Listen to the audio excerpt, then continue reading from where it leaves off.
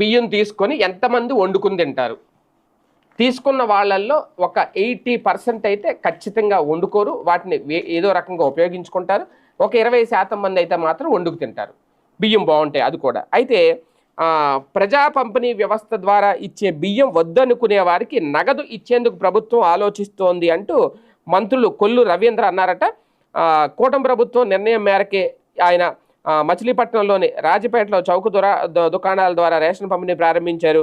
Ration బియ్యం మాఫియాను అరికట్టడంతో పాటు ప్రజల నుంచి వచ్చిన అభ్యర్థనలను పరిగణలోకి తీసుకున్న ప్రభుత్వ చౌక ధరల దుకాణాల ద్వారా రేషన్ పంపిణీ చేయాలని నిర్ణయించింది. అయితే గతంలో వైసీపీ హయాంలో పేదల బియ్యాన్ని పక్కదారి పట్టించి వేల కోట్ల రూపాయలు దోచేశారు. ఇంటింటి రేషన్ పేరుతో కార్డుదారులను తీవ్ర ఇబ్బందులకు గురి చేశారు. ఇక ప్రతి నెల 1వ తేదీ నుంచి 15వ తేదీ వరకు చౌక ధరల దుకాణాల్లో రేషన్ అందుబాటులో ఉంటుంది అనేది. అయితే కార్డుదారుల అభిమతం మేరకు బియ్యం బదులు నగదు లేదంటే రాగులు